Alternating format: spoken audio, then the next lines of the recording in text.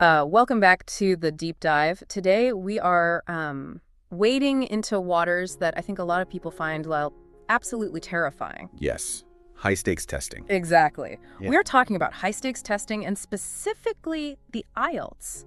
And I know just hearing that acronym, IELTS, it probably makes a few palms sweat out there listening. Oh, without a doubt, it is a universal feeling. Right. It's that feeling of anxiety, the clock ticking, the blank page, the examiner staring at you with that completely neutral face. It's like the academic equivalent of a root canal. It really is. And honestly, that fear is a justified one. Test anxiety is very real. And the IELTS, the International English Language Testing System, it isn't just a test. It is a gatekeeper. Yeah, a massive one. For millions of people, this exact exam stands between them and, say, university admissions or visa applications. Yeah. Migration to a new country. Professional registration. The stakes are genuinely high. Incredibly high. It essentially defines the next chapter of your life. And because the stakes are so high, there is this pervasive myth that floats around. I hear it all the time from people who are prepping for this thing. The luck myth. Yes, exactly. They think that passing these tests or getting that really high band score, that elusive band, 7 or 8, is just luck. Right. Did you get an easy topic? Was the examiner in a good mood that day? Did the stars align? It feels like gambling to them, like you're walking into a casino rather than an exam hall. And that is the most dangerous misconception out there. Truly. Yeah. Because if you view the test as a lottery, you have already ceded control. You've given up before you start. Precisely. You are walking in hoping for a miracle rather than executing a plan. If you think it's luck, then when you fail, you just blame the universe. But if you realize it's a system, you can beat it. You can beat the system, yes. And that is exactly why I'm so excited about the source material we have today. We are doing a deep dive into this document, the IELTS Roadmap.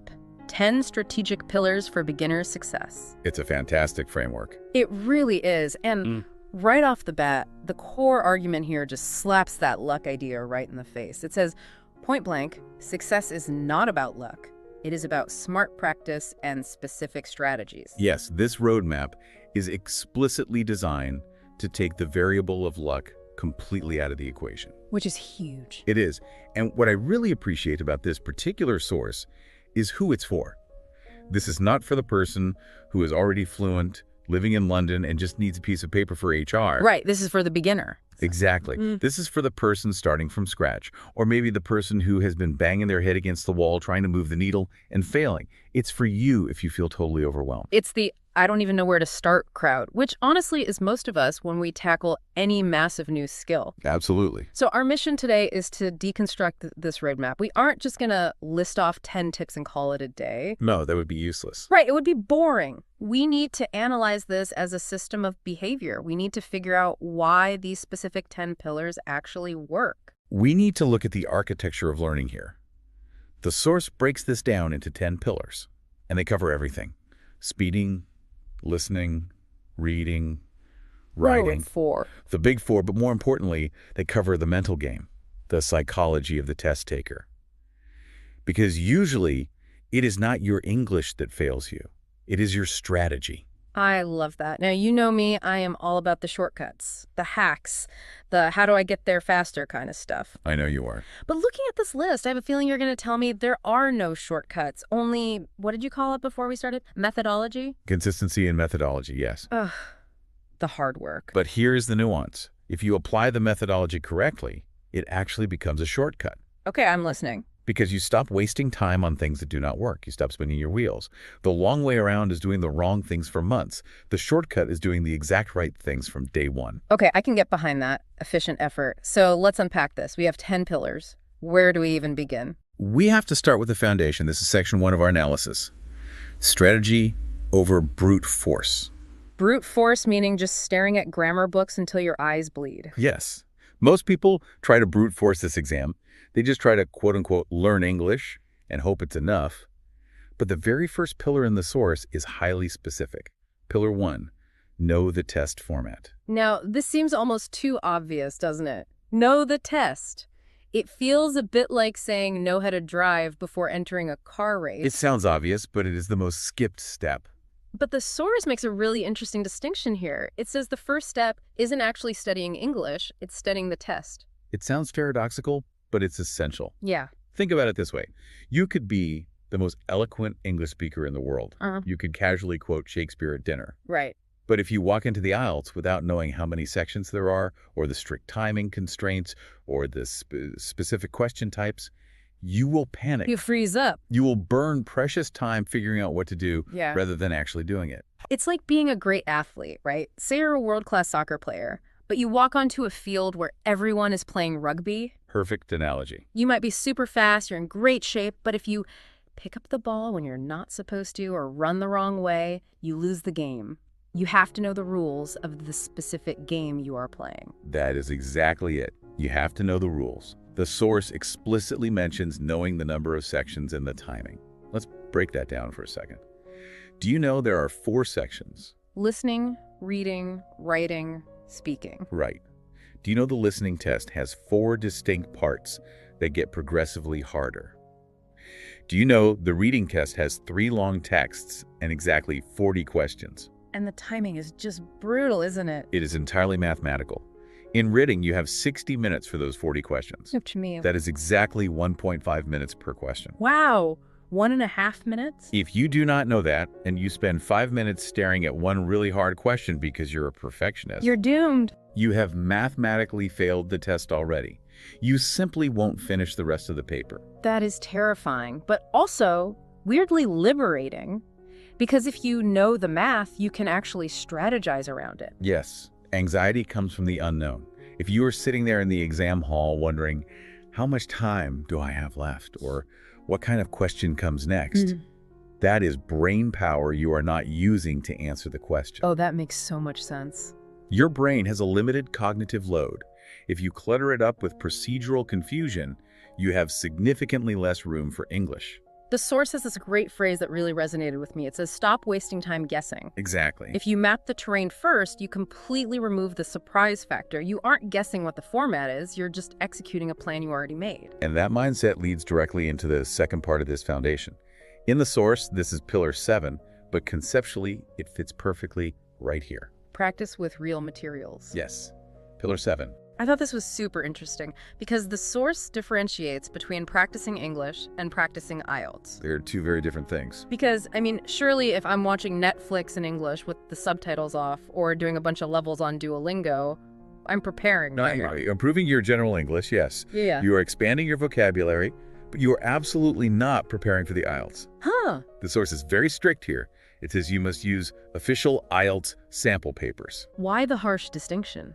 Why isn't chatting with an English-speaking friend at a bar enough? Because a friend at a bar waits for you to finish your sentence. Good point. A friend at a bar uses slang. They gesture. The IELTS is a standardized academic test. It uses specific academic vocabulary, specific complex sentence structures, and most importantly, specific distractors. Distractors. What do you mean by distractor? Oh, they are devious. In the listening section, for example, they will actively try to trick you. Really? Like a trap? Yes. You will hear a voice say something like, the train to London leaves at 5:30. Oh, wait, no, apologies. That's the express train.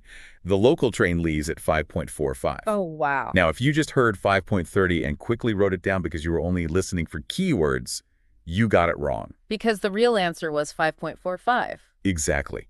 Real materials train you to wait for the correction. They train you to anticipate the trap. Nothing beats the real thing. That's the quote from the source. It's about building up calluses for the specific type of friction the test gives you. Callous is a great way to put it. You need to familiarize yourself with the academic style, the specific difficulty level, and the unique pressure of the exam. Generic English exercises are fine for general language acquisition. They're like going for a light jog. Right. But official IELTS practice papers, that's the marathon training. You do not train for a marathon by just walking around the block. You have to run the distance. So pillar 1 is essentially know the rules of the game, and pillar 7 is play practice games with the real equipment. Correct. You cannot win the game if you don't know the rules and you've never held the actual ball. Okay, so we've set the stage. We know the format. We have our official Cambridge papers or whatever specific official source we're using.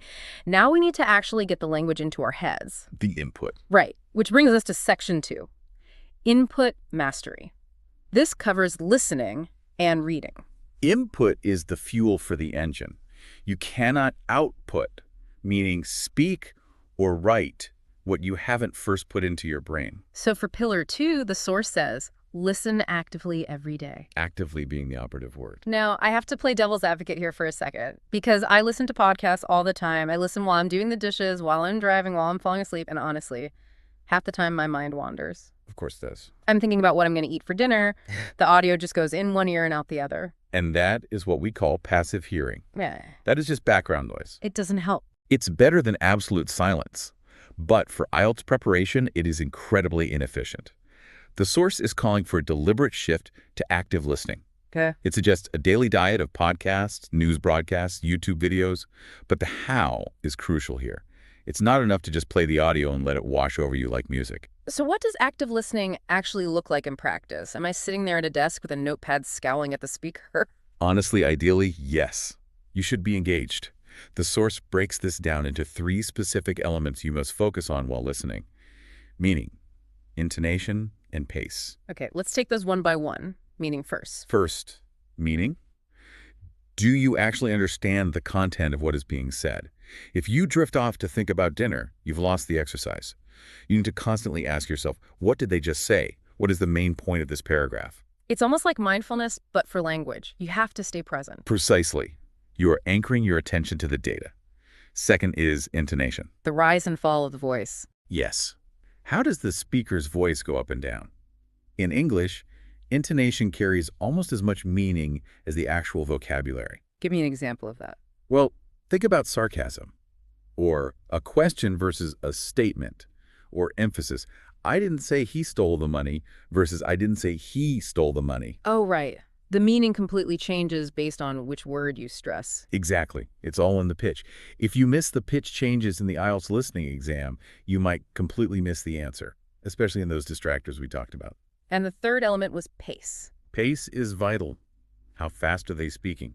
The source gives a very specific, very actionable instruction here. Start slow and gradually increase speed. I wrote this down in my notes as weightlifting for your ears. I love that concept. It really is ear weightlifting. If you are a beginner and you jump straight into a high-speed BBC political debate, you will get crushed. You'll just feel overwhelmed and want to quit. You start with manageable weights, slower audio, maybe a podcast designed for English learners, or news in slow English. Then, as your hearing muscles get stronger and faster, you deliberately increase the speed. I've actually heard of people listening to podcasts at 1.2x speed to overtrain. Is that a real thing? It is a fantastic strategy. Really? It doesn't just confuse you. Not if you build up to it. Think about it. If you train your brain to understand a podcast at 1.2x speed, what happens when you get into the real exam and the official audio is played at normal, 1.0x speed? It probably sounds super slow. It will sound incredibly slow to you. You will feel like you have all the time in the world to process the words and find the answer. You have extra processing time. Yes. It's exactly like a baseball batter practicing their swing with a heavier weighted bat. When they step up to the plate and pick up the real game bat, it feels light as a feather. I love that image, the ear gem. Okay, so that's the listening side of input. Yeah. What about reading? Pillar 4. Right, pillar 4 says read every day. But again, the source warns us against a specific trap here. The trap of monotony. The trap of absolute boredom. The source explicitly advises against only reading IELTS passages. Which, I have to admit, seems totally counterintuitive right after we just spent 10 minutes saying use official real materials for practice. It sounds contradictory, but it's all about balance. You practice the mechanics of the test with real materials, but you build your actual literacy and reading speed with variety. Because the official texts are boring. If you only read dense academic texts about, say, soil erosion in the 18th century or the history of buttons. Wait, the history of buttons? I'm serious. I think I actually read that passage once in a practice book. It was unimaginably dry. Exactly. If that is all you read, your brain will revolt. You will lose the will to study. So what should we be reading? The source suggests articles, blogs, short stories, news features. You need to see English in the wild, in different contexts. Most importantly, you need to actually enjoy it. Right, because if you enjoy the story, you don't realize you're studying. Yes. If you enjoy it, you will read more. And if you read more, you naturally acquire more grammar structures and vocabulary without feeling like you're working. Now, there's a specific technical skill mentioned in this section, too. Scanning. Let's pause there for a second. Scanning. It sounds like something a robot does, not a human. Well, in a way, you do have to become a bit of a robot for the IELTS reading section. How so? Well, think about how we normally read a book for pleasure. Linearly. Exactly, linearly. We start at the very first word. We read the second word. We enjoy the adjectives. We take time to imagine the scene in our head.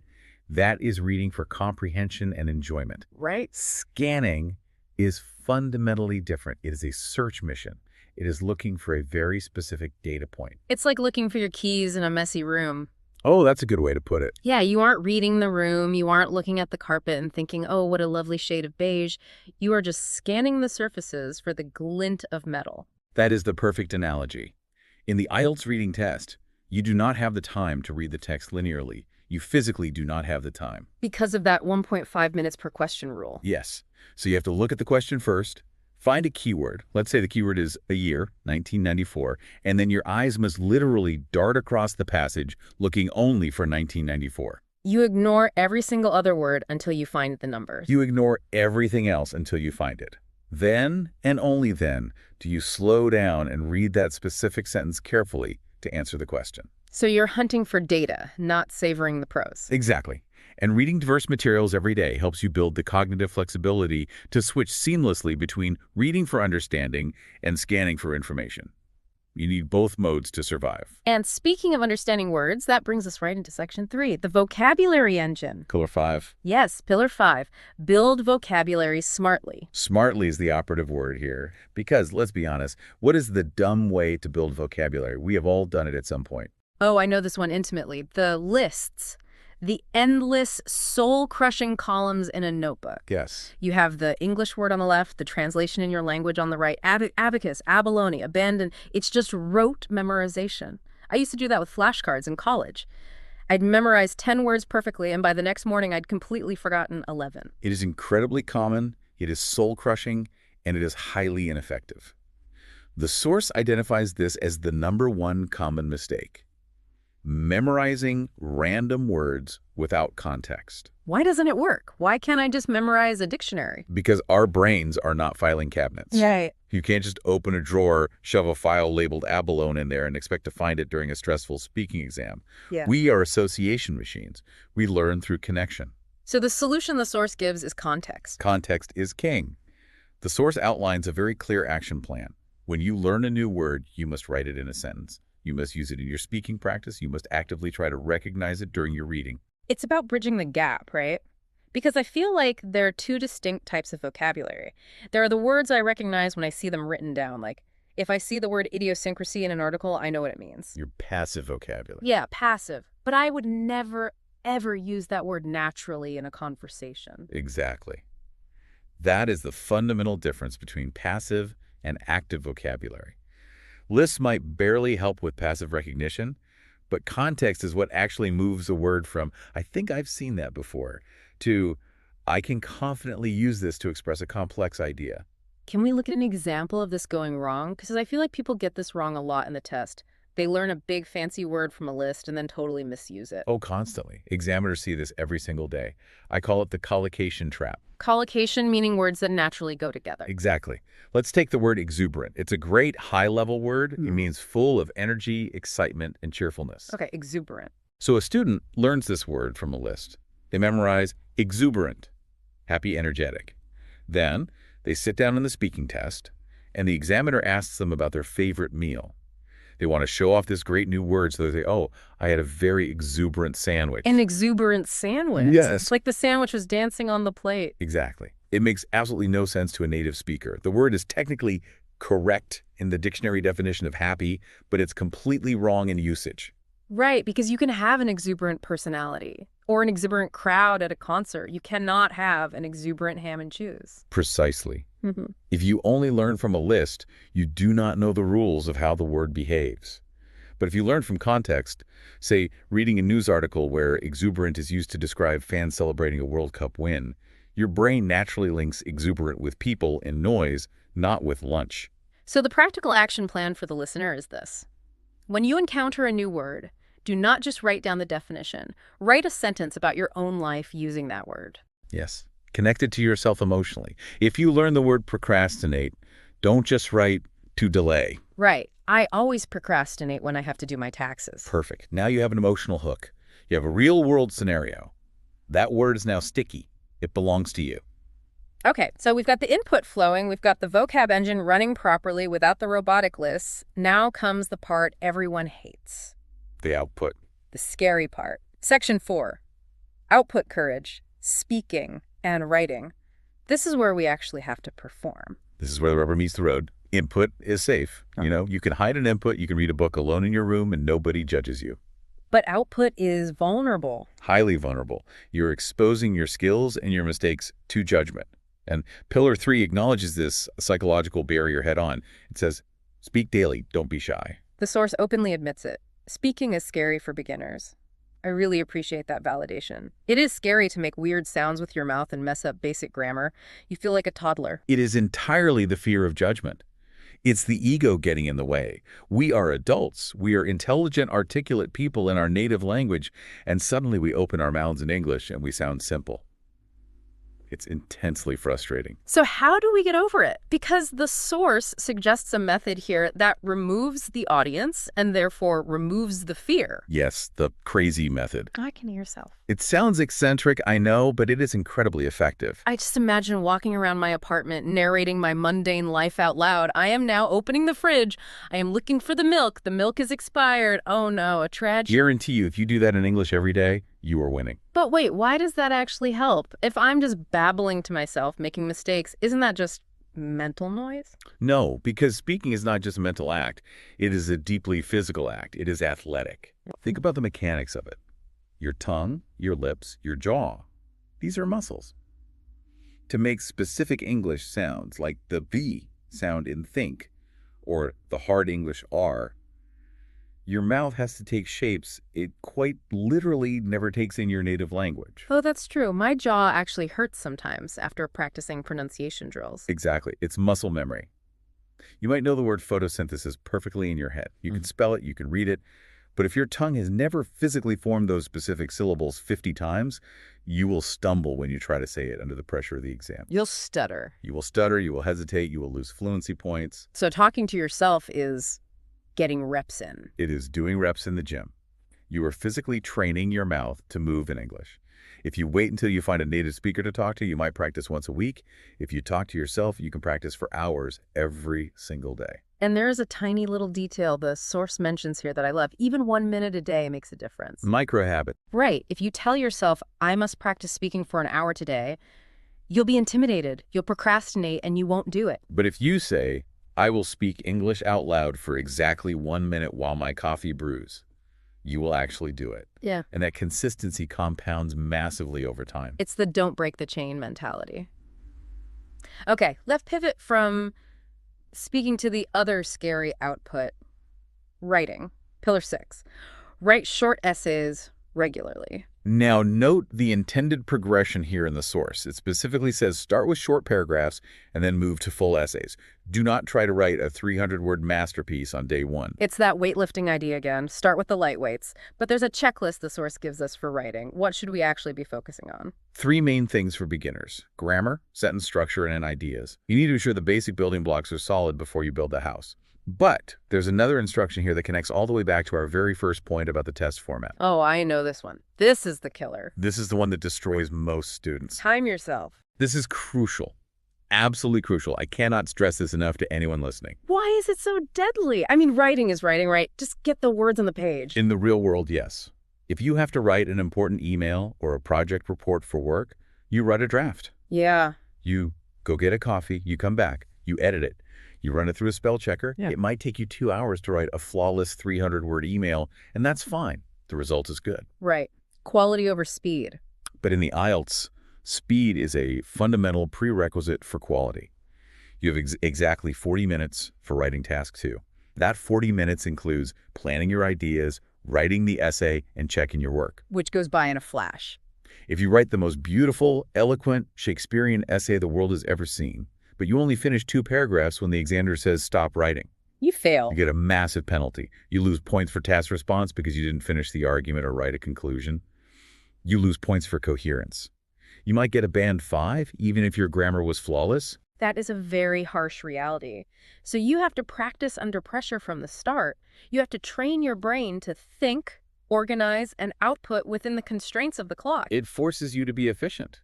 It forces you to turn off that perfectionist voice in your head and start producing. You have to learn to write a good enough sentence immediately, rather than waiting 10 minutes to craft a perfect sentence. There's a specific physical trap here too, isn't there? Especially nowadays, because most of us just type everything on a keyboard. Yes, a huge trap. If you are taking the paper-based version of the IELTS, you have to handwrite your essay. When was the last time you handwriting anything for an hour? Exactly. I mean, my hand would cramp up after 10 minutes. I barely use pens anymore. Most people don't. And in the exam, you can't just hit backspace when you make a mistake. You have to physically cross it out. If your handwriting degrades because your hand is tired and it becomes illegible, the examiner literally cannot mark it. So practice writing doesn't just mean practice organizing ideas. It also means practice the raw physical mechanics of writing with a pen for 60 minutes. Okay, so we're sweating over our timed, handwritten essays. Now, wrapped up in both the speaking and the writing output is Pillar 9, learn key grammar patterns. This is a really nuanced point in the roadmap. The source explicitly says, grammar matters, but don't overthink. I feel like overthinking is the default mode for anyone studying grammar. Wait, is this the past perfect continuous or just the past perfect? Do I use in or on for a bus? It's paralyzing. And that paralysis is exactly what leads to hesitation in the speaking test and messy errors in the writing test. The source advises finding what it calls the sweet spot. Which is? Focus on mastering sentence connectors, basic tenses, and common structures. Don't worry about the most obscure grammar rules. There's a golden rule mentioned here that I think everyone should just tattoo on their arm before the test. Clear, correct sentences are more important than overly complex ones. Yes. This addresses the most common mistake intermediate learners make. I like to call it the thesaurus syndrome. Oh, I totally do this, or I used to. I try to sound smart, so I use big words I barely understand and stack 3 dependent clauses together to make a huge sentence. And the result is usually a disaster. Yep. You end up creating a word salad. It is complex, yes, but it's grammatically incorrect and often impossible to understand. So if I sit down and write, despite the fact that the aforementioned circumstances were unequivocally difficult, I endeavored to proceed. The examiner is reading that and rolling their eyes. They are thinking, just say it was hard, but you kept going. So trying to be fancy actually hurts your score. Unnecessary complexity almost always leads to errors. Clarity leads to points. I guess we just naturally think that complexity equals fluency. But it doesn't. Real fluency is the ability to make complex ideas clear and easy to understand. It is not making simple ideas ridiculously complex. A simple, 100% grammatically correct sentence will always score higher than a complex, garbled mess. The examiner just needs to understand you. Communication is the goal of the test, not showing off. Keep it simple. Keep it clear. Okay, keep it simple, keep it clear. That brings us to our final section, Section 5, the feedback loop. This is where we take all of this and actually refine and grow, because practice doesn't make perfect, does it? No, it doesn't. Practice makes permanent. Permanent. If you practice mistakes every day, you just make the mistakes permanent. Perfect practice makes perfect. And to achieve that, you absolutely need feedback. Which leads us to Pillar 8. Record and evaluate your speaking. Ooh, the dreaded recording. Oh man, listening to your own voice, that is hands down the hardest part of this whole roadmap. It's physically painful. I hate how I sound on a normal voicemail, let alone stumbling through a second language. Everybody hates it. It is the universal cringe factor. It really is. But the source is uncompromising here. It demands it. You have to record your practice answers and listen to them. Can't I just, ask a friend to listen to me and give me notes? You can, and that helps. But you need to hear it yourself. Here is the psychological reason why. When we speak, we are entirely in the moment. Right. We are focusing on survival. We are thinking about what the next word is going to be. Because of that heavy cognitive load, we do not hear our own mistakes in real time. We're too busy trying to keep the plane in the air to notice that the engine is smoking. Exactly. But when you record it and play it back later, you become the examiner. You're detached from the performance. Yes, the pressure is gone. Now, you can hear the obvious pronunciation mistakes.